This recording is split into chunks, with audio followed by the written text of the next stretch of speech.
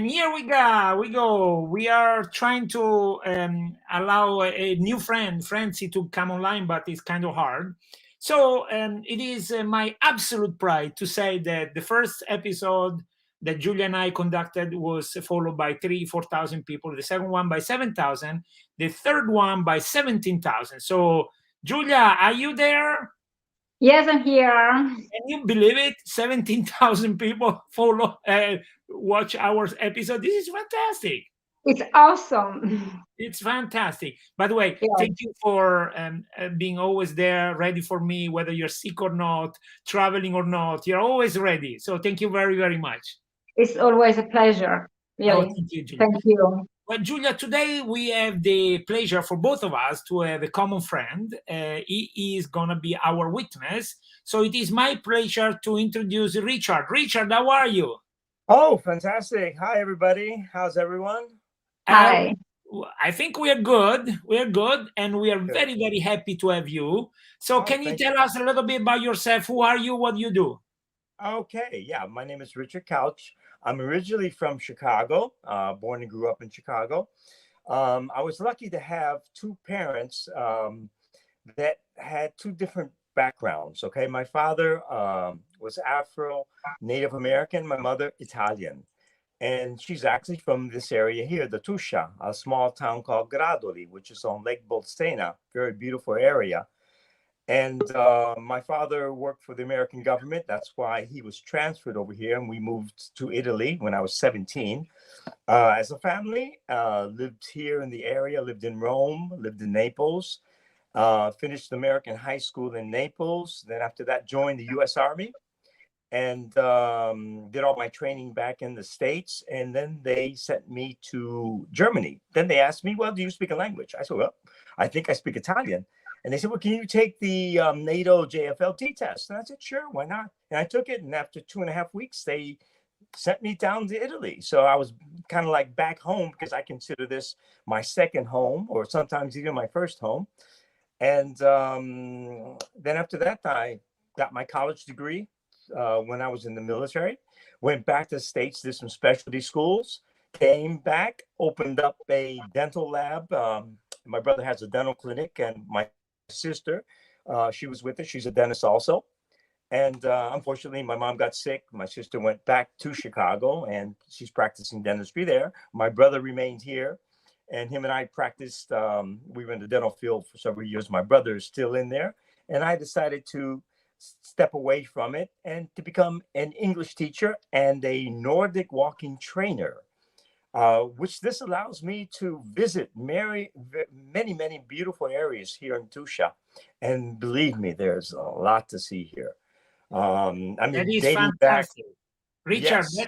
that is really fantastic. You are kind of the perfect witness for us. But let me do one thing. By the way, we have a friend of yours, Francie, maybe, I don't know. She's waiting for us. We will get her online very soon. So please wait for us. So Julia and Riccardo, I want to kind of, how do you say, in Italian it's called interrogare. I want to test you guys, okay? So I want to compare notes because Julia has gone to America a few times and recently she just published a fantastic video. I recommend you and everybody to watch the video on Giulia Marchetti profile. We are going to repost it on Tuscia and Fiore, of course. It's a fantastic video. She was kind enough to get a bunch of products from La Zootecnica with a base, bring them to America, and to enjoy those with a bunch of friends while everything was happening around Thanksgiving. So you can imagine, Richard, you know, the festival of the food in America with Italian food. That was fun. But let's go back. So I'm gonna ask you guys a first question, and you guys have to answer very briefly, both of you guys, okay? So, first impression for you, Julia. When you arrived in America, did you feel welcome? Oh, yes, absolutely. The sense of community is so high, particularly in Nebraska and Colorado, where I have been just a few days ago. Yeah. That's good. Yeah. Richard, same question for you. When you arrived in Tuscia, did you feel welcome? Oh, sure. I mean, people were curious about me. about wanting to hear my stories from America, asking me, "Oh, is it true about this?" It was funny. Well, do you know anything about Al Capone? I said, no.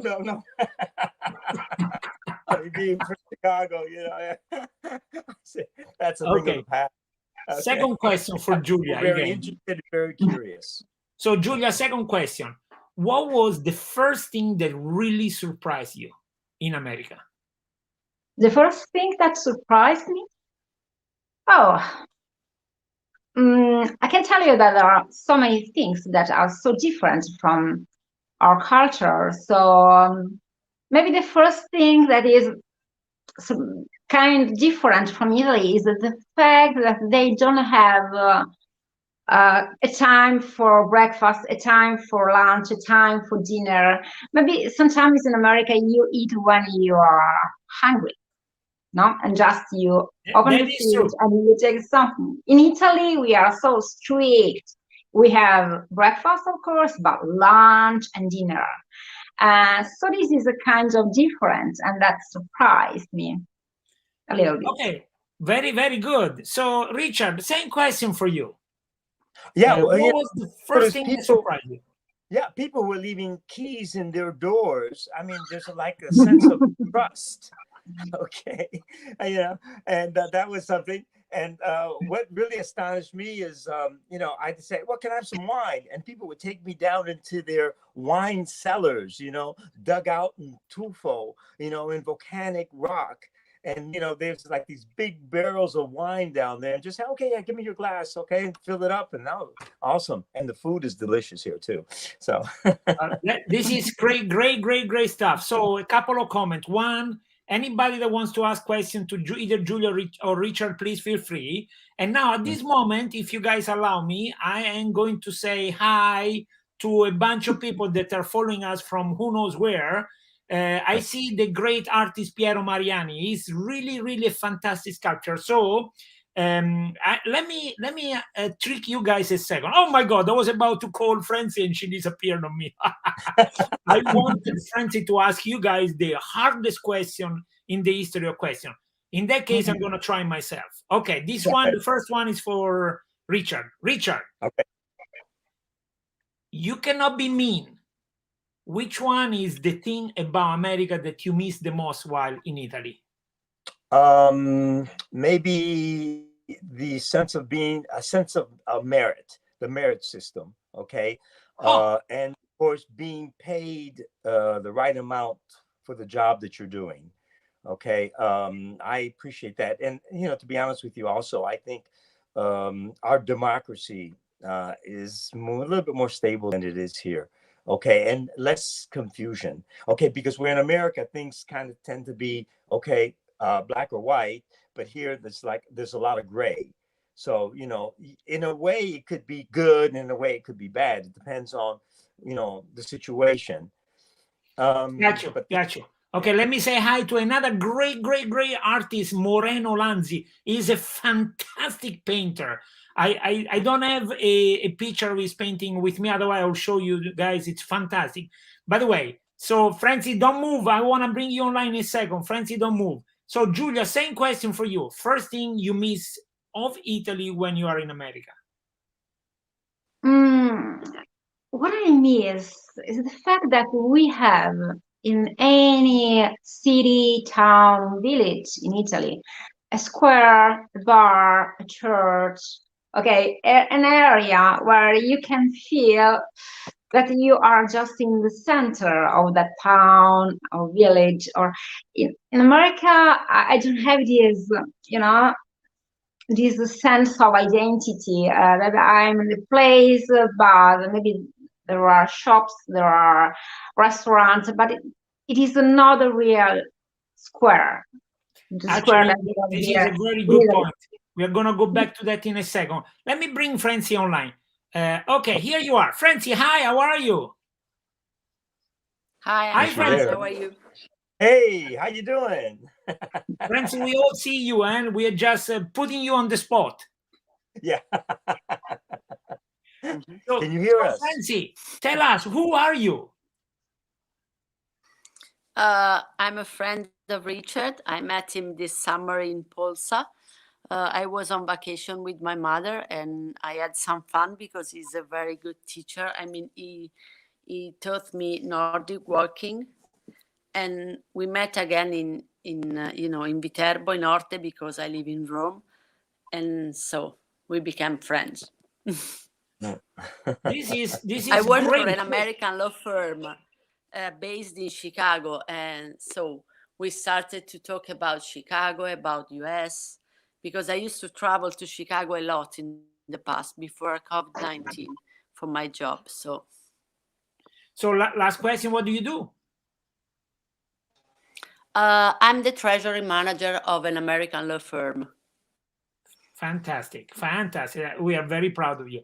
Okay, Francie, I want to ask you a favor. Can you ask a very, very, very hard question to Giulia and Riccardo about Tuscia? I want you to put them on the spot, okay? Let's see what you can do. Okay, so I'm sorry. let me. I'm sorry, Francie, before you go on, because I always try to put the attention on the positive, right? But sometimes it's fair to see how we can handle the rest. So please feel free.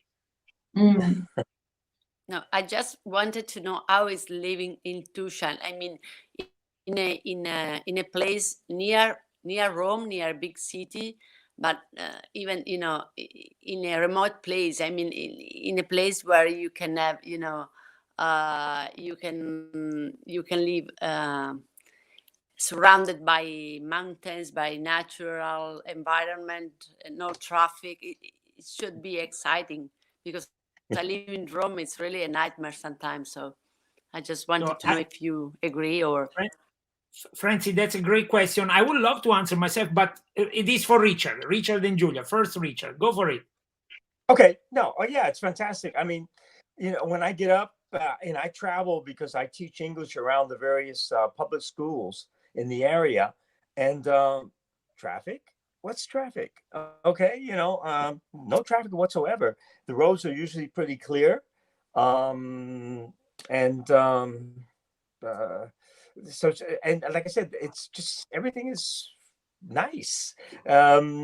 People are relaxed. They're kind of like laid back. They're happy to see you. Come on in, have a coffee. That type of atmosphere. So yeah, it's nice. It's nice. And as Francesca was saying, I mean, there's a big difference from the big city, which is only 60 kilometers away, which is maybe 45 miles or something like that, or a little bit further. Okay, a big difference in air, traffic congestion, a lot of other things too. Fantastic. So just thank you, Richard. Before I let Giulia answer, just let me remind both of you guys and everybody that is looking at us. We are going to have a very big festival in April, Tuscia in Fiore, that is based precisely on this question from Francesca and the answer from Richard. In Tuscia, even though it is the 21st century, even though we went on the moon like 50 years ago and so forth, we still dress up for Sunday. We go to buy pastarelle, that is the pastry. We still stop for coffee, like Richard said. And by all means, we still make pasta with our hands. We still cook with the food that we grow and pick from the garden. We have a different world. Our life is still slow in the best possible way. When somebody came up with slow food, I say, oh yeah, that's what we do, right? Even too much for me, because I have been used to America, and my wife and I had the record. We went in and out the restaurant in 18 minutes after eating the meal. That's something that doesn't exist in Italy. It doesn't exist. So going back to Giulia, Francesca's question. So how is living so close to the big city, but in a completely different world? Yes, I was born in a small village. That means that I'm not a city girl, not a city woman. And I prefer to live here, even if sometimes it can seem, it can seem a little remote for people who live in Rome or in these cities, particularly, I don't know, if we think about American city, to live here can be kind of hard, because you don't have all the things that you can find in the big cities. But anyway, I say that I love going to Rome, and I'm happy when I go to Rome, but I'm happier when I get back home. That means that I can stay in Rome maybe for one day. Rome is absolutely gorgeous. It's beautiful. It's full of history, and everywhere, if you turn around, you can really be mesmerized by its beauty. But I can't live there. It is too much for me, because I'm not used to that kind of life. I prefer to live here because it's easier. Of course, it's easier. If I want to go to Viterbo, I can spend just 5 minutes driving. If I want to go, I don't know, to buy something, I don't need to, invest all my day to move from one place to another place. Even if I have to go to an office to do everything I need for maybe to pay bill or to the bank, it's something easy, just 5 minutes, and I couldn't agree do more. everything I you always do. say go from point A to point B in 5 minutes. Always. Yes. Always. Okay, life is much easier, and maybe I'm the kind of person who loves to stay in very peaceful places and small villages. And when I want to have more excitement, and I want to really have, I go to Rome. It's so That is near, fantastic. and then I Very get good. back home. Yeah. Very good. And let me take advantage of my position. Let me say hi to Francesco Urbani, a friend of mine that just came on board. And he lives in Viterbo. He's from Viterbo. He lives in Viterbo, but he has a lot of business in Malta, the island in the central Mediterranean Sea. And he speaks perfect English, so he can understand us perfectly. Francesca, I have a question for you. Please don't take it in the wrong way. So, you work for an American company. I am assuming you work for an Italian company. Is there a difference?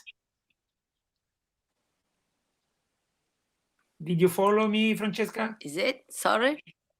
Is there a difference between I working can't for hear an you very, American very company clearly. or an Italian company?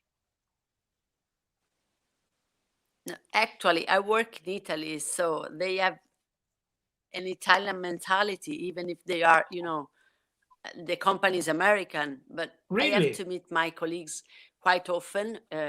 We had meetings, and we are also meeting. Okay, now with COVID-19, we cannot meet, one by one, but we can, share opinion using, the webcam. And so I have colleagues from all over the world. So I feel very, I have an international environment actually. So Okay. Francesca, even if I that work was so for fun to Italian people, actually. Francesca, it was so much fun to have you. So you can stay there and you can keep watching us. I thank you for your fresh perspective. Thank you. You can stay there, Frenchy. Thank you very, very much. Richard, I have another little test for you. Just little, I promise. Okay, it's not big deal. I'm ready. You can fail. It's okay. So I have a little question for you. Ready? Okay. Yeah. Okay. So where is this? That's in the center, San Pellegrino. Yeah, it's in San Pellegrino in the center of Viterbo, the medieval quarters. Nope. So you have to walk a little more, my friend. Yeah, I guess I do. Walking in Tuscia, but you have to promise us that when Tuscia and Fiore will take place, you will come in each and every location, and from those locations you will go for a Nordic walk. Is that okay? That sounds good to me. Okay, I will take people around and show them. All right. Cool. Okay. So let me ask Julia. Julia, where is this? I don't know. By the way, Richard, every episode I show them a picture, and Okay. usually my guests do not know the place because Tuscia is so rich, it's so incredibly rich that it's very hard to know all of it. This beautiful double stairs is in Bomarzo, in the very center, in front of Palazzo Orsini. Okay. And there is a very similar Oh church yes. in Oh Viterbo yes. called La Crocetta. That is very, Okay. very, very nice, right? In Bomarzo, I visited the Monster Park. Oh yeah, oh yeah, oh yeah, yeah, yeah, yeah. Yeah, The yeah, Monster yeah. Park. Let's see if I have it. I think I have it. I'm not sure, but before I show you the Monster Park, let me ask you another question. Are you ready, Richard? Oh, I'm ready. Okay. Okay. Now, what about this one? Okay. That's the castle. I think is that Soriano? Soriano? Or Actually, is not. Julia, no. you know this one, right? Yes, I know. Wait, So wait. tell us a little more about this place. What, that's it's under Montefiascone. Nope. It's no, I don't know. It doesn't. No, I don't know. Sorry. That's okay. Julia, do you have it? Torre Alfina Castle. Oh, right, Yeah. the Torre Castle, right? But they have good ice cream too. Delicious. That's right. Yes, That's yes. right. Yeah. Yes. Delicious gelato. By the way, Richard, I have never been. I don't even know how to drive there, right? I am impressed that Julia knows it. It's very famous, the best gelato in the world, and yet I have never gone. So we should definitely take care of business as soon as possible, right? Yeah. That's a beautiful place. I've been there before. Yes. And by the way, when I say 60 places, I'm just referring to comuni, to the counties. But Torre Alfina is not even a county, right? It's just a little frazione. So in Tuscia, there are so many incredible places that are just fantastic, to say the least. And I mean, the three of us live or lived there at several times, and we still don't know about all these many places. Okay, Well, Richard, now this is the it's one. on the borderline. Yeah. But Torre Alfina, going back to Torre Alfina, it's on the borderline between the region of Umbria and Toscana and Tuscany. So it's in a very beautiful location. Definitely. That is correct. Bomarzo. Yes, the Park of Bomarzo. No. Before we go to Bomarzo, you're right. And there is a place called Onano that is close by, and Tuscia and Fiore is going to be in Onano, where there is a balcony where you can see three regions, Lazio, Umbria, and Toscana, and you can see 5 provinces. Exactly. So it's that area is very, very close by. Okay, let's go to this one. Let me ask Julia. Julia, when was your first memory of Parco dei Mostri? Oh, my first memory, a long time ago. I was about 22 years old. Oh. And then I returned there just a few months ago because I wanted to write an article for my blog. And yes, and I had the chance to go there again to take some pictures and write this article. Richard, I'm gonna share a little story. I'm a little bit embarrassed, so please don't make fun of me. So my first time, I was 18 years old, and they were the so-called Francesi, the French girl, visiting Viterbo, and a bunch of people from a school, Ragioneria, went with these French people to visit Parco dei Mostri. Of course, I went, right? I was the so-called imbucato, like I had nothing to do with anything, but French girls were very attractive, right? So I went, and believe it or not, I didn't look at anything. I was just focused on the girl. 18 years old, man, life is different, huh? Oh, my gracious goodness. Okay, so what about you, Richard? What are your memory or your how can I say this? What are your impression of the Parco dei Mostri? Mine? Yes. Interesting. Different. Okay. From what I remember, the person who built it, he built it for his wife, as a playground for her to play around in. Okay. It's like Alice in Wonderland or something like that. No, type of thing. Yeah, from that It's century, just yes, from the different. 16th century, right? Right, So right, right, right. I Yeah. don't know if what I know is what is right, but um, there are many theory about this place, and it is so Mhm. fascinating that some of this theory about its origin are very, very contradictory, so to say. But it is a Right. fact that Vicino Orsini didn't like war, did not, and every noble at that time had to fight for the Pope and do something very bad. He didn't like that. So he lost in very few years his wife and his son in a famous Lepanto battle. And then he Okay. created this fantastic place that took him a little time. But I don't know if you guys know this, even though it's a spectacular place, everything is in Peperino. That's very Right. unique. Yeah. Which is the So stone that's found here in the area. Hmm. Mhm. what is your sense about Peperino? Peperino, it's excellent. I mean, you see it in around a lot of fireplaces. They build fireplaces with it, statues around there, fountains. You see it all over in all the towns in the Tuscia. There's always something that's created also in people's houses with these stone peperinos. Very nice, beautiful. Yeah. Giulia, what's your impression of Peperino? Yeah, I think it is unique. Mm, It is our identity. yeah, I So think Yeah. I so. am going to go one step farther than Julia.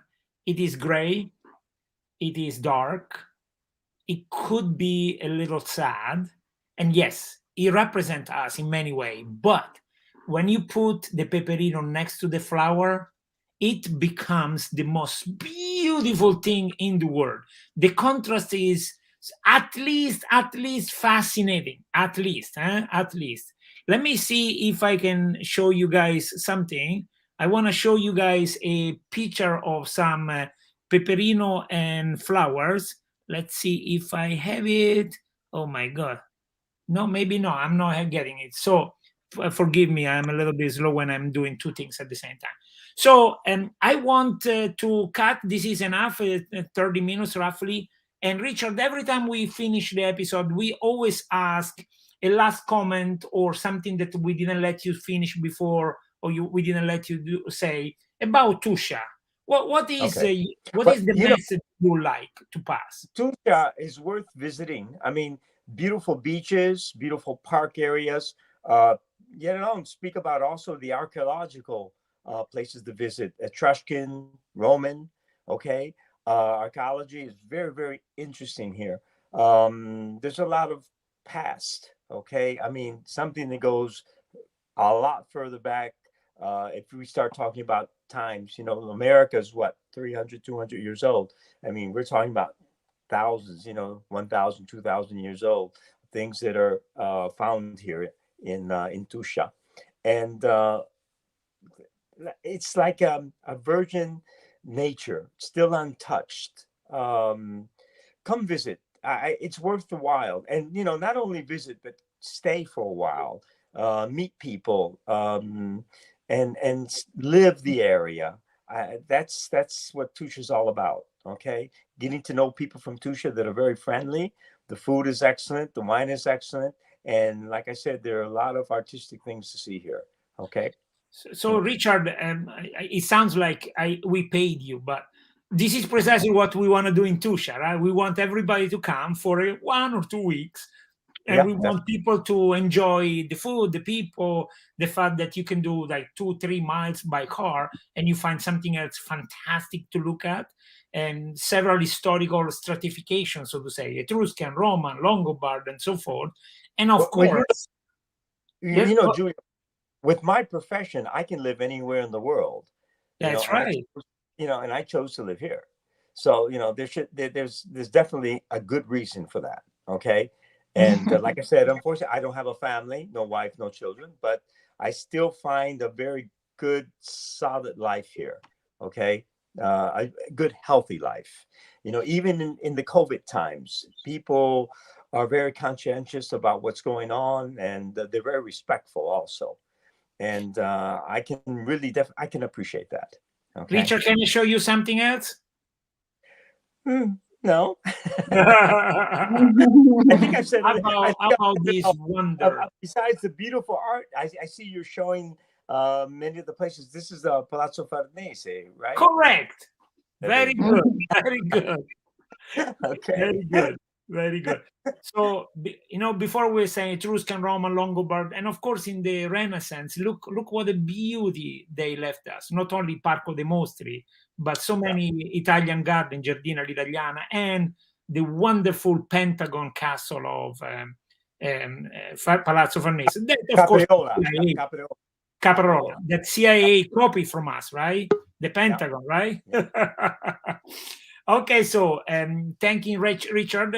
Julia, same question for you. A last comment, a last something you want to let us know. Just in these days, I'm creating some experiences for some Americans who want to come here.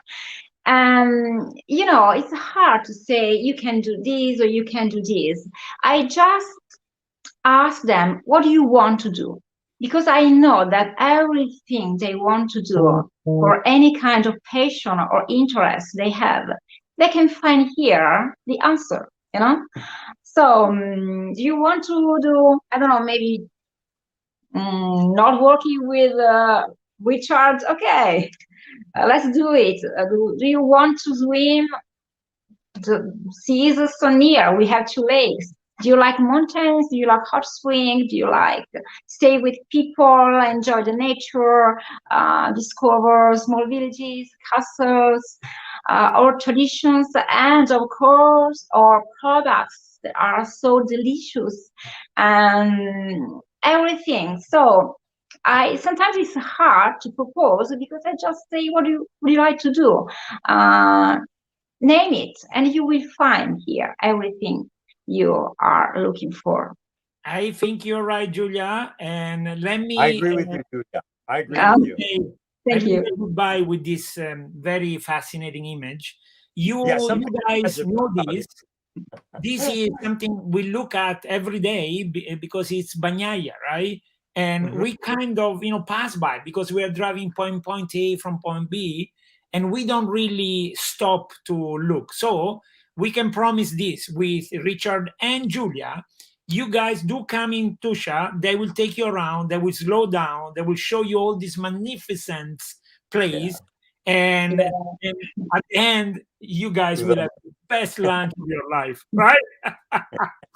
Very, very good. So I think Giulio, yes, go for it. Like to say we're also in a center position where we can go anywhere, to Rome, to Florence, to the sea, to the mountains, as Julia said. Everything is so close by, easily to reach, in very little time too. So that's fantastic. You're right. In less than 1 hour in Rome and in less than 2 hours in Florence, definitely the beach and the lakes and the mountain and everything else Italy has to offer, with the surrounding on incredibly beautiful nature that is most of the time untouched by the mankind. So let's see, we have a last comment. To the right of the tower, there is a very old sundial. I don't know what is a sundial. Do you guys know what it is? The sundial. Sundial. I don't know what it is. They should tell time by the movement of the sun across the sky. So one of those clock or watch, whatever that goes with the sun. Yeah. That is fantastic. I didn't know that. You see, I learned something today. Very, very good. Oh, yeah. Thank you, Claudio. Thank you, Claudio. Thank you, Claudio. Thank you, Francesca, that is still watching us. And I wish for everybody the best of Christmas holiday. And of course, Julia and I will be back next Wednesday at 9:30 p.m. Italian time. Richard, thank you very much. Feel free to come back anytime. Yeah, how do you say it? Buon Natale a tutti. Buon Natale a tutti. Buon Natale is the base. You kill the you, right? Fantastic, fantastic. Also to speak about the Christmas cakes too are delicious here too. Oh, Don't tell me, because I'm in America, I cannot get access to it. I'm missing panettone torrone badly. That's all. I'll eat a piece for you. Thank you very much. Giulia, see you next week. Yeah, see you next week. Bye-bye, guys. Okay, and thank you for the Bye. invitation, guys. Sure, Bye-bye. my pleasure. Thank you, Francesca, again. Bye-bye. Bye-bye. Regista, Bye, Giulia. com'è andata oggi? Bene, benissimo, come sempre. Ci vediamo alla prossima, Giulio. Dalla Tuscia